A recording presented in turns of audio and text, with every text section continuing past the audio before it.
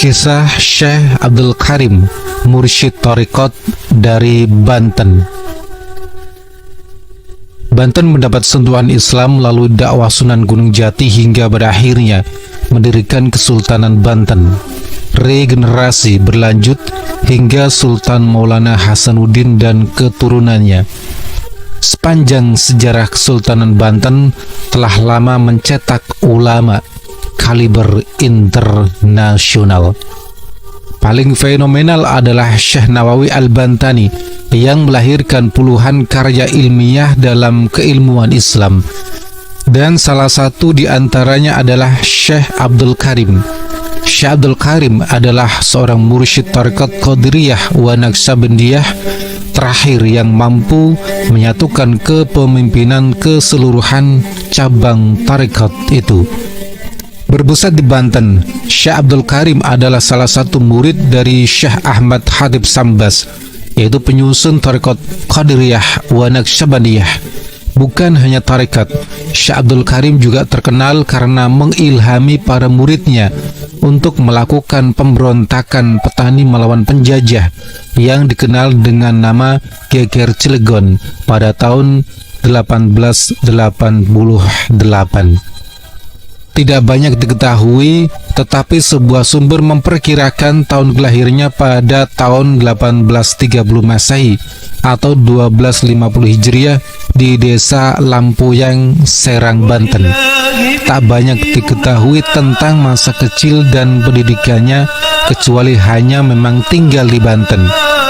Tokoh ini dikenal karena kemudian belajar ke Mekah sezaman dengan para sahabat yang ditemuinya, yaitu Imam Nawawi Al-Bantani, Syekhona Muhammad Khalil, Syekh Mahfud At-Tirmasi, dan lain-lain.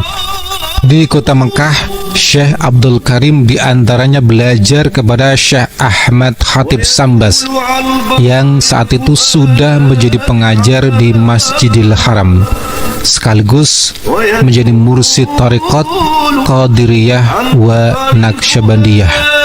Dari bimbingan Syekh Ahmad Khatib Sambas ini, Syekh Abdul Karim mumpuni di bidang tasawuf dan diangkat menjadi salah satu khalifahnya. Selain itu, Syekh Ahmad Khatib mengangkat khalifah untuk menyebarkan tarikatnya ke Nusantara, yaitu Syekh Tolhah Cirebon dan Syekh Ahmad Hasbullah Al-Maduri. Beberapa murid Syekh Ahmad Khatib juga mengajarkan Thariqat Qadiriyah wa Naqsabandiyah meskipun belum ada sumber keterangan apakah benar-benar diangkat sebagai khalifah ataukah sekedar badal atau pengganti. Setelah memperoleh ilmu di Mekah, Syekh Abdul Karim kembali ke Banten, diperkirakan pada tahun 1860-an.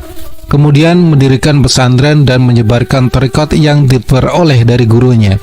Nama pesantrennya sayang tidak diketahui, kecuali hanya informasi bahwa pesantren ini berkembang dan murid-murid tersebar ke seluruh pelosok Banten dan daerah lain. Di antara murid-muridnya adalah Tubagus Muhammad Falak Pandeglang. Para pejabat pemerintah juga menghormatinya karena Syekh Abdul Karim telah menjadi tokoh terkenal, karismatik, dan oleh masyarakat disebut sebagai Kiai Agung dan Waliullah. Pada saat dia meninggal di Banten, kondisi sosial masyarakat terhimpit oleh pemerintah kolonial, utamanya di kalangan petani. Semangat melakukan perlawanan telah muncul lama di kalangan masyarakat, hingga sebagian murid-murid dan tokoh-tokoh di Banten, baik pejabat pemerintah maupun para pemimpin perancang pemberontakan.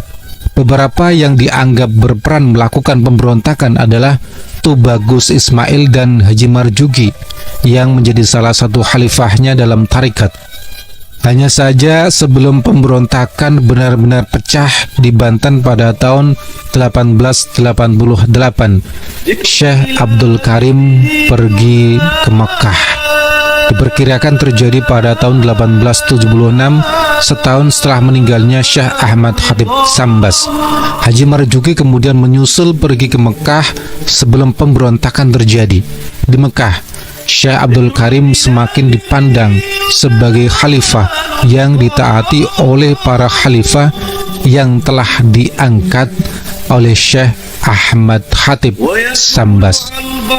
Sampai akhir hayatnya, dia tinggal di Mekah dan memimpin tarekat ini, tetapi angka tahunnya tidak diketahui secara pasti.